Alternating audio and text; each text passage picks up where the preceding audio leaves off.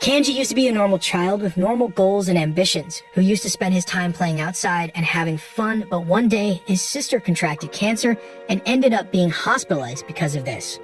For months he saw her in a bad state in the hospital, with doctors and nurses rushing around, taking blood samples, but they all came back with the same conclusion that not enough has been researched about this kind of cancer, and that's why there is no way to heal her, as there is no medicine or treatment for it.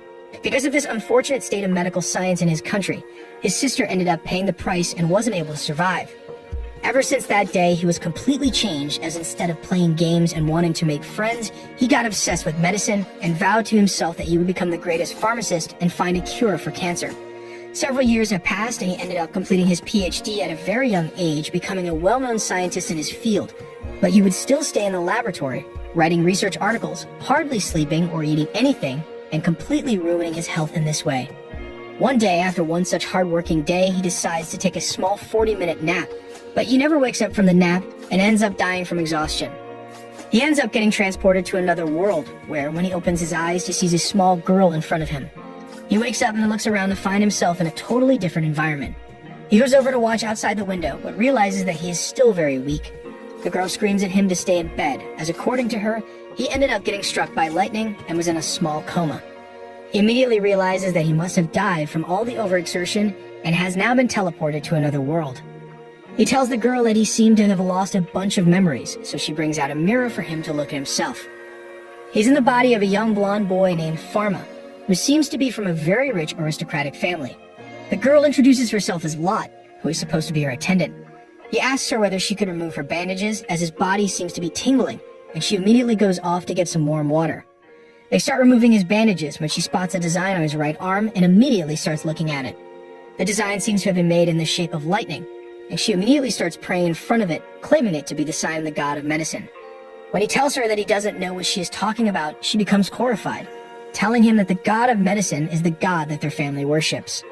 He decides that he needs to gain more information about this new world, so he asks her to show her around and tell him some basic things, because his memory seems a bit fuzzy. She takes him to the hall and explains that their entire family has been the royal pharmacists for generations, and has been raised to the power of archduches, which is second only to the king. She shows him some portraits, while explaining that he has a father, a mother, a younger sister, and an older brother who has gone abroad to finish his studies. She tells him that their family is very well respected, not only as pharmacists, but also as great magic users. Pharma gets a bit excited and asks her whether he can even perform magic, which scares Lot, who asks whether he doesn't remember how to do it. He replies honestly that he doesn't, which sends her into a frenzy, as she tells her not to tell this to anyone else, as performing magic is what separates the nobles from the peasants.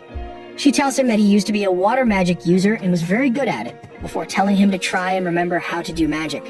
He goes back to his room and sits on the bed, thinking how he can even begin practicing, but thinks about the chemical composition of water, and after thinking about the molecular structure, suddenly he feels something moving and water starts forming from his hands. He quickly rushes to the window and ends up blasting a lot of water in the garden while trying to stop. He is finally able to stop the flow and is exhausted by the end of it. Lot, who was in the garden, gets excited to see that he remembers to use magic and rushes upstairs. By that time, he tries to think about different molecular compositions and finds out that he can create complex compound things if he knows about their molecular structure. She comes upstairs and asks him whether he also forgot all the medicinal knowledge that he had and takes him into a library. She tells him that this is his personal library and he has memorized every single book inside this area, which surprises him as these are a lot of books. He picks up a random book and starts reading it, realizing that he still seems to have some memories of this boy as he remembers what was inside the book, even though it is his first time seeing this. He is then called for dinner, but before going, she tells him to be careful, as his father tends to randomly ask questions in the middle of the dinner to test his retention, and with that bit of information, he goes over to have dinner. He spots his mother and sister looking kind of worried, while an imposing man is sitting in the middle. His father says that he is glad about his recovery, and while in the middle of dinner, he ends up asking him a medicinal question. I swear to God, if this were my father, I would have let Truck-kun Ishikai me back to the normal world. Thankfully, he's able to answer him correctly, which silences his father for a while, and he tells Pharma that he wants him to start taking his magic classes tomorrow, which he agrees upon. The next day, he goes down and meets his teacher, whose name is Elin. She seems suspicious of him and tells him that he seems very different and not like the Pharma she knew. She tells him that she knows his memory is fuzzy and tells him that she is his father's top student and his teacher. She then asks him whether he remembers magic, to which he replies that he doesn't really know. She tells him that they are going to have a revision class today. She explains to him the classic stuff, about how there are a couple of elements including fire, water, air, and earth, and you can make a bunch of new shit with it. She takes him to the banks and asks him whether he brought his wand, and he asks whether she is talking about the one in his pants, but she says that she is talking about the one which is not below average. He remembers that he saw a wand inside of his room on the wall, thought it was a decorative piece. She sighs and produces her own wand, which is pretty huge, which is making me think that she is from Thailand, but I digress. She hands her huge wand into his hands and tells him to use it to produce basic water fountain magic. He seems to be confused and says that he doesn't remember how it looks. So she takes the wand out of his hands and goes over to the bank, telling him to look closely, as she's about to demonstrate it once. She simply goes ahead and creates a fountain from her staff, which he is impressed by. He will be very impressed by me as I create a bunch of waterless fountains with my staff at night. She then walks to him and hands the staff over to him, telling him to replicate. What a crappy teacher, she didn't even explain what or how she did it. Anyways, Pharma is a giga chat and goes over near the bank and ends up producing a fountain big enough to rival my nightly fountains, which shocks her to the core as she falls over. She rushes over to him checking whether he is okay, and tells him that each person has a set amount of mana that they can use, and she is scared that he ended up using all of his. She rushes back to get a smaller staff out of her bag and tells him to grip it tightly. He seems to be very experienced in gripping wands, and it turns out that it was some sort of a meter to measure mana, and the wand ends up breaking, which totally shocks her. She tells him that this has never happened in their world before and pulls his sleeve up to see the tattoo that God ended up making on his arm, and is again surprised to see it glowing. Pharma brushes it off, but she tells him that this is not some random mark, this is the God of Medicine's gang sign. She tells him that he is to never grab a mana measuring wand in front of anyone, not even his own father, and they end up stopping the lessons for the day. On their way back, they end up sitting on a bench, and while playing around, he realizes that he is able to see if anyone has any medical problem, if he focuses. He notices that Ellen's finger is looking blue when he focuses, and she reveals that he is right, as she ended up hurting it this morning. But this ends up freaking her out even more, as she stumbles back, saying that it is famed to be the ability possessed by the God of Medicine as well, and tells him not to kill her, before running away into the bushes. What a crazy thought. The next day, he wakes up, and his father calls him to let him know that Aylin has got a high fever, and she has declared that she doesn't think she will be able to tutor you anymore, which is very weird. He also gives him a bunch of medicines and a short note telling him to deliver it to her, and give his regards to her. He goes over to the Thought's mansion, which is insanely big as well, and waits around in the room remembering how scared she was yesterday, when the main door to the hall opens, and a terrified-looking Ellen emerges from it wearing full-body armor and asking him not to kill her, as she is never going to tell on him ever. He tries to calm her down and shows that he doesn't even have his wand, which puts her at ease just a little bit as she removes her face mask, but still stands at the door. She asks him why is he here, and he replies that his father sent him here to deliver the medicine for her, and that is it. She comes inside but gets scared again by the thought that Pharma might have poisoned the medicine, but he reassures her that he has done nothing of that sort. He then hands her some of the medicine that he ended up creating with the knowledge of modern science and an ointment to apply, which again scares her, thinking that these must be poisoned.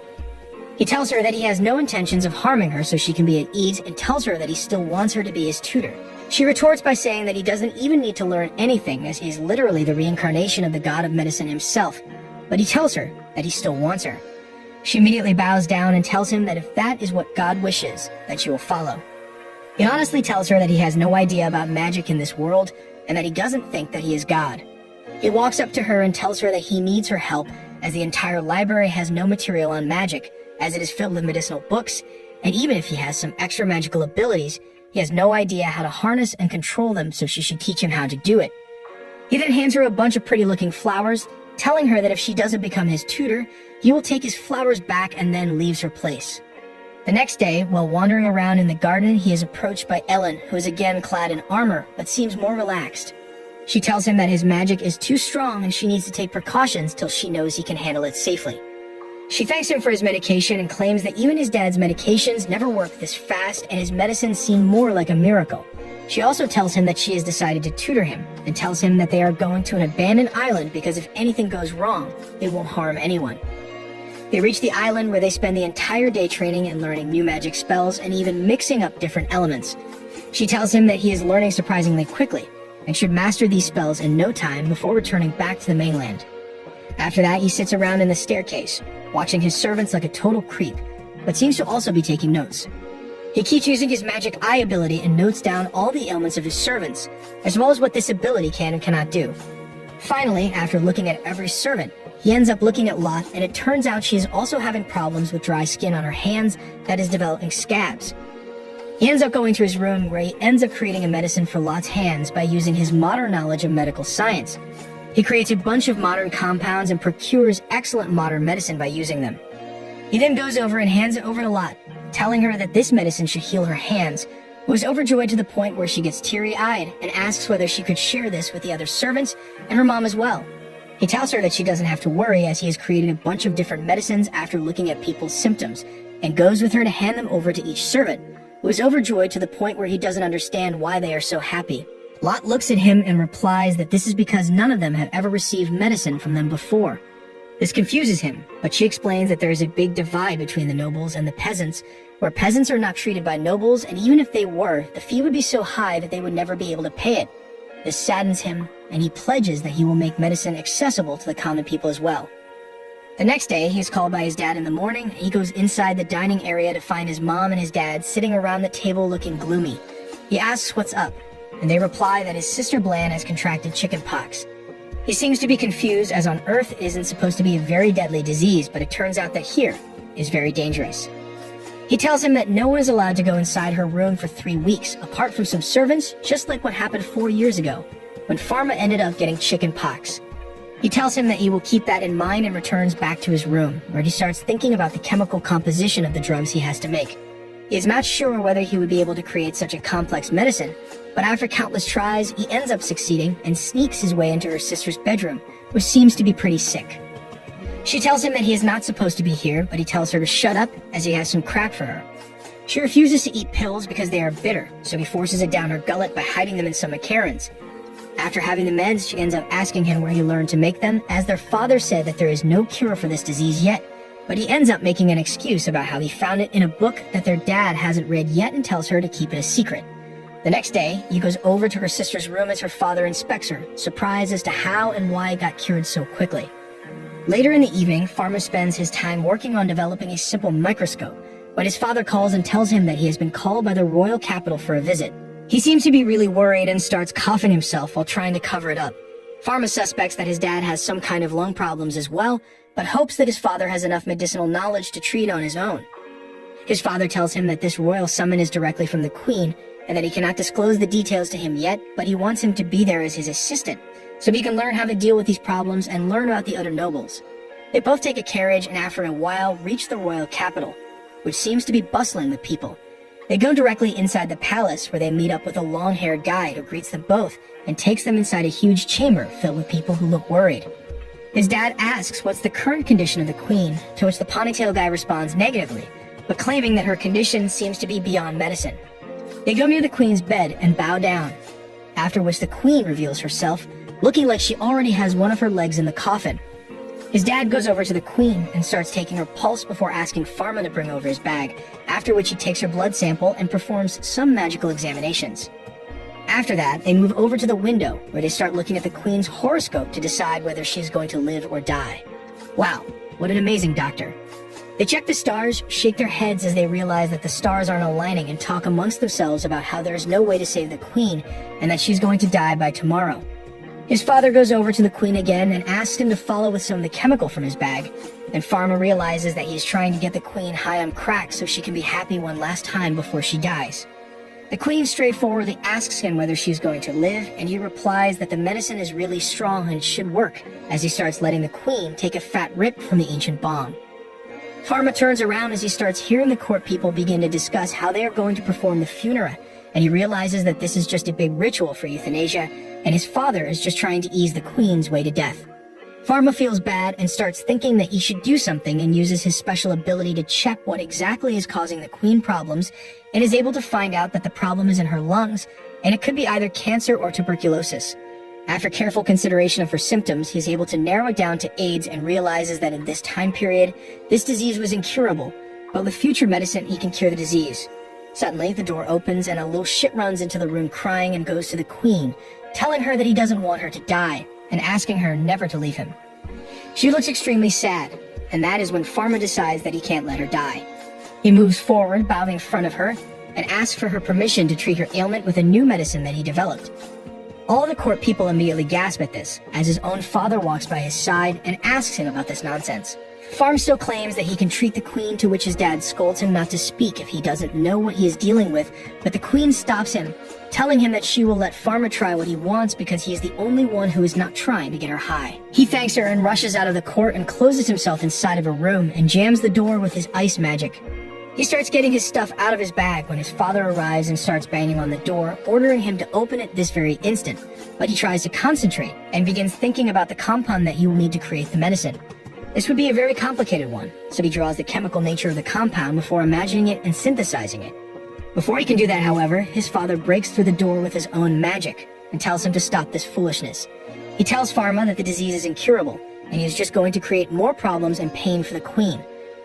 Pharma replies that the disease is not incurable, and that his father is just dumb as he believes in astrology just like any other dumb girl that I know of. He then turns around and starts synthesizing his medicine, but his father gets offended by his dislike for astrology just like any other dumb girl and tells him that this is actual science as well, before shooting an ice blast at him. Pharma turns around, and by that time his father already has his wand raised just like me every morning, and tells him to answer what kind of miracle medicine he is talking about, as without the knowledge that medicine is just poison. Pharma tells his dad to put away his erect wand, but just like my creepy uncle, he refuses and shoots more ice blasts at him. Pharma turns around and quickly uses a magic barrier to block the attack, which shocks his father to the core before erecting a giant ice wall in front of him. His father is shell-shocked as no one can use magic without a wand or without using incantations, and he asks Pharma who he really is, as he is not his son. Pharma has no idea how to explain to his boomer father the concept of ishikes, but his father ends up finding his diary, which is filled with Kama Sutra texts. He asks Pharma where he got this knowledge, and he replies that when he was in a coma, he had a dream and suddenly he knew everything about medicine and Kama Sutra. His father asks whether it was a revelation from the medicine god, but Pharma honestly replies that he has no idea. His father tells him that if he really got revelation from the god himself, then there's nothing he can do. He puts his wand back into his sheath, unlike my creepy uncle. Pharma also shows some respect and evaporates the entire wall, shocking his dad once again as he thought Pharma's element was water. He starts synthesizing the medicine again, and once completed, he takes it into the court again while wearing a face mask. He walks up to the queen and tells her that he has completed the medicine, that the ailment she is suffering with is known as AIDS, which is caused by the queen being a freaky animal, and the treatment will be long-term, as she will have to take the medicine every day for at least half a year.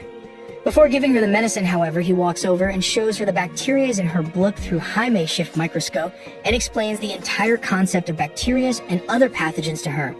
He then drinks one of the goblets to show that he isn't trying to poison her, and the queen drinks the other goblet herself. All of the nobles gather around to have a look at the microscope and are amazed by the things they see, asking him what kind of magic this is. He then returns back to his mansion with his father and gives a bottle of booze and some crack to him as well, and tells him to have fun with the Kama Sutra. It has been some time now, and both Pharma and his father has devised a routine to compare their Kama Sutra notes every morning and figure out whether they want to try out anything new. He is surprised at the knowledge that Pharma has and can only comprehend it as a blessing from the gods. It has been 3 months now since their house call for the queen of this kingdom, and both Pharma and his father has devised a routine to compare their Kama Sutra notes every morning and figure out whether they want to try out anything new.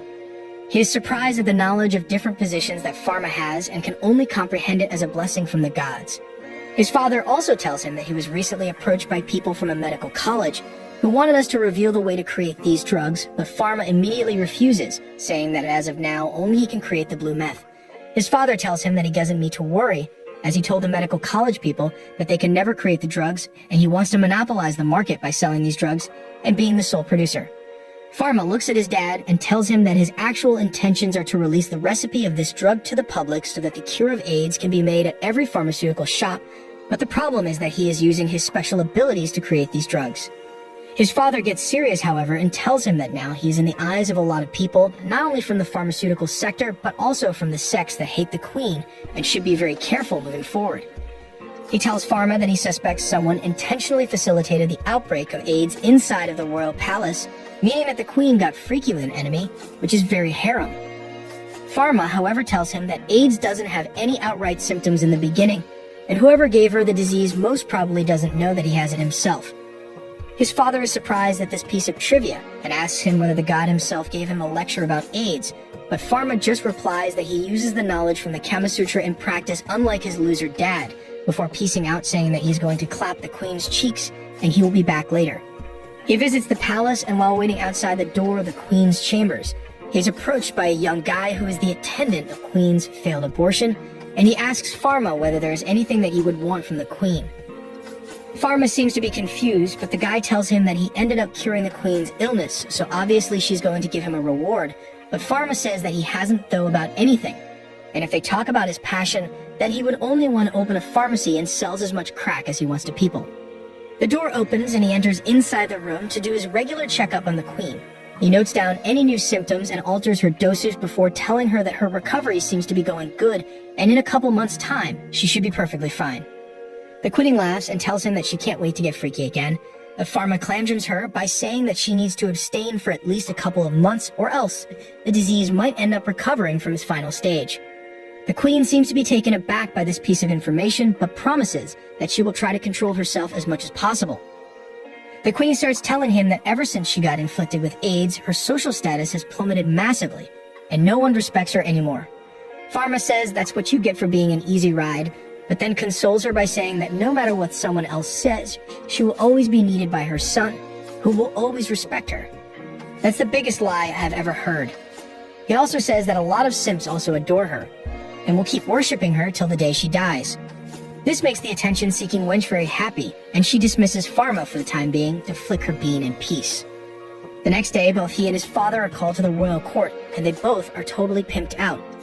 They enter the court to see it filled with a huge crowd of nobles, while the queen sits on her throne. She calls Pharma's father in front of her and starts talking a bunch of nonsense, thanking him for helping her in the state of distress, and then calls Pharma out from the crowd, who seems to be very surprised. He walks up to the queen timidly, and she puts her staff on his shoulders and praises him for his excellent service and for saving her life before giving him a badge and making him the royal pharmacist, just like his father. She then tells him that she has given him her personal permission to open a pharmacy in the royal city, wherever he wants, and whenever he wants on a land of his choosing, delighting him with this news. The next day, a bunch of people arrive in his house asking an audience, and when he meets up with them, they explain that they are the royal carpenters, builders, and masons, who the queen has personally allotted to make sure the pharmacy is constructed as quickly as possible, and as beautifully as possible. Pharma responds by saying that he doesn't really have any particulars of how, when, and where he wants his pharmacy, and would need some time to decide, but the workers explain that they can't allow that, as if they return back to the palace without making the pharmacy the queen will have their heads on a spike. Before he can even say anything, Ellen enters the room with her juicy personality and tells him that his dad ordered her to assist him in creating the pharmacy. Pharma replies that he wants to wander around and see some other pharmacies to get an idea of what he wants and what is needed, but the workers immediately tell him that they can't let that happen, as the queen will literally make sure their entire family never sees the sunlight again. After thinking for a while, Pharma finally decides on what he wants and grabs a pencil and a sheet before beginning to draw an incredibly precise layout of the pharmacy of his dreams. Some time passes and the construction is going on pretty well, and now the contractor asks him whether he would want to name his pharmacy now. He thinks about it for a while before landing on the name Parallel World Pharmacy. He walks up to Ellen and asks him whether the name would be too flashy, as he wants it to be a very quiet affair and doesn't want any unwanted press. But she replies that the son of a noble aristocrat opening a medical shop is groundbreaking news, and obviously is going to get press whether he wants it or not. Before they can talk further, however, a fatty rolls over to them claiming that he thought this was just a rumor as he looks at their shop. He looks at Pharma and tells him to bring out the owner of the shop, and Pharma tells him that he owns his mom every night before claiming to be the owner of the shop. Fatty claims that he is from a medicinal guild and asks him whether he wants to sell lollipops for kids or hard candies, because obviously he is not old enough to do anything else. Pharma replies by saying that Fatty's mom likes his lollipop quite a lot and she's her only customer. For others, he is going to sell actual pharmaceutical drugs. He asks Fatty whether he has to register at his guild to operate his shop, but the fat blob replies that their guild doesn't take in registrations from any nobles, but if he would beg him for the chance then, he might let him join. Pharma, however, rejects his offer, saying that he wants to work on his own and believes that he can do a better job than Fatty's entire guild by selling better medicine at cheaper rates. This enrages Fatty, who tells him that it is impossible for him to do so, but Ellen puts a stop to this by telling Fatty to back off before she loses her mind and makes a pot roast out of him, which scares Fatty so much that he simply runs away. Pharma goes inside of his shop and does some final inspections of the tools that he has and tells Elin that they will need someone to do accounts and deal with the money, at which point La tells him to consider her, as she can read, write, and likes to do math. What a monster! Pharma, however, doesn't want to give her a chance, as he is a total misogynist, and tells her that he will make her his errand girl because obviously as a girl she can't handle stuff like money, which is totally out of her brain power. The simple-minded Lot quickly agrees and walks away. He then turns to Ellen once again and tells her that they will have to find someone reliable who can handle their accounts with perfection. That evening he returns back to his mansion and finds all the servants, his sister, and Lot in the hallway shedding tears that confuses him. He walks in and asks what's the matter, to which a person named Cedric responds, thanking him for his generosity all these years and explaining that he is retiring as the Pharma family accountant from today onwards and will probably live his life in peace around some farms, and that's what got all these people emotional. He claims that he has gotten really bad knees, and taking that in consideration, Pharma's dad has decided to dismiss him. Pharma asks him whether he would still want to work if he got better knees, and Cedric nods his head, saying that he loves managing accounts. After hearing that, he runs away and goes inside of his father's chambers, asking him for the permission to employ Cedric as the accountant for his pharmacy. His father tells him that he dismissed Cedric so that Pharma can hire him, and tells one of his servants to bring a giant chest that he gives Pharma as a gift for opening his shop. Pharma opens the chest and is shocked to see it filled with gold coins. I hate these trust fund kids. He tells Pharma to use this money carefully and make sure to take his pharmacy to new heights, which is not very hard when you have unlimited money, to be honest. It has been 1 month since the pharmacy has opened, but surprisingly enough, he rarely gets one customer in a couple of weeks, and the business has been garbage, which has started making Pharma lose confidence in himself. Ellen, however, reassures him that this was bound to happen, as the commoners usually go to the pharmacists and medics that are of common origin, and that they have been going to from a long time, whereas the nobles and the aristocrats simply gets the pharmacists to make a house visit to get rid of any illness.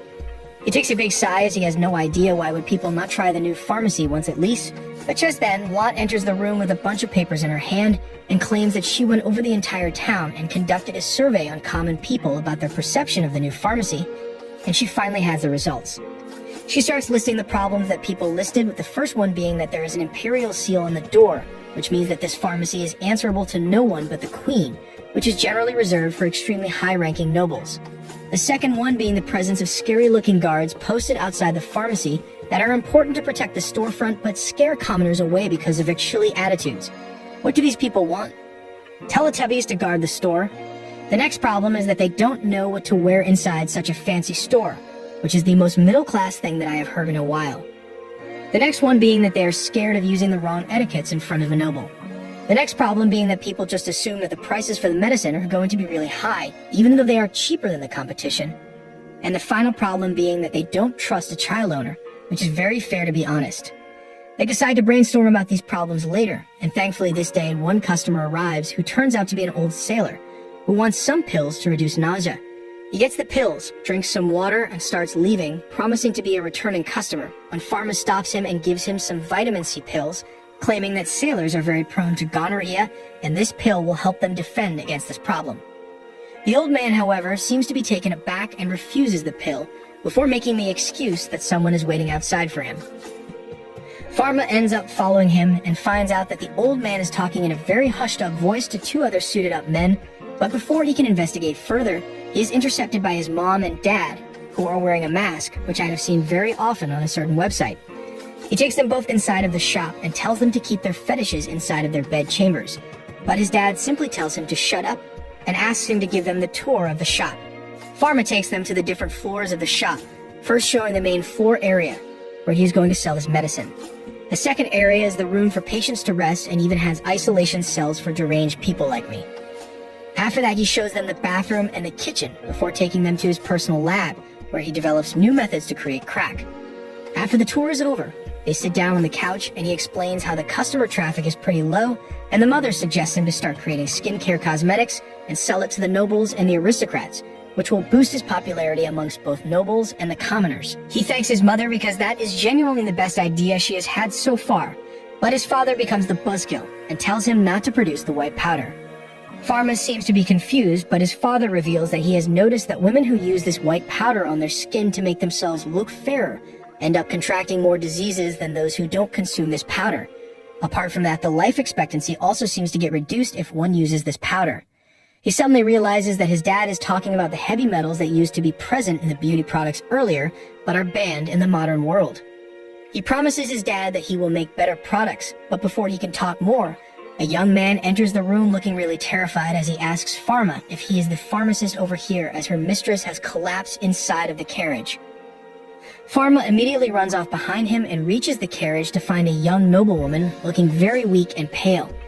He immediately uses his pervy eye to find out what's the problem with her, only to find out that her body seems to be fine apart from some cut marks on her hand. Suddenly, he realizes that this girl must have been following the medical procedure of bloodletting, which is done to try and gain a paler and fairer look. He immediately takes her back to his pharmacy and gives her some medicine for anemia. She gains some strength and reveals that she started doing this because her crush ended up rejecting her for a fairer-looking girl. What a racist bigot. After getting rejected, she followed the path of an imbecile by trying ways to get him back instead of going to the gym and becoming a mass monster. He tells her that she shouldn't be doing such things, as even when performed by doctors, this is very dangerous, and tells her to come back next week as he will have some new cosmetic products for her. After a week, she returns and he provides her with a new heavy metal-free powder and foundation that he created, which she immediately loves. This, alongside the advertisement done by Lot, ended up gaining the attention of a lot of customers who started visiting the shop to buy different products, realizing that the prices are cheap as well. After a while, the girl comes back again with a bunch of her friends, but by this time, all of the cosmetics have already been sold out, which is a big bummer. They both sit inside of a room, and she proposes to invest in his venture and open a subsidiary of his firm, which will only deal in cosmetics. He agrees to that, as his accountant gives him a green signal. After a while, another shop has been created alongside a lab where the cosmetics are tested and created. The one even got a bunch of trustworthy female pharmacists who specialize in cosmetics, who would be working under Pharma and increasing the supply of these products. The word of this new fairness powder reached the ears of the queen as well, who calls Pharma, asking about his business, and he gives her some lip gloss, which is a new thing here. She applies it on her lips and is immediately enamored by how beautiful it makes her lips look, but Pharma tells him to tread carefully, as she doesn't want to get too freaky and get some disease again. She tells him that from now on, she wants to be the first person to get these cosmetics, and also tells him to increase the prices of his products. Otherwise, the local businessman will be crushed, which he agrees to, looking forward to a new start with problems rising on the horizon. That's it for this video. Make sure to like and subscribe and watch this next video on screen.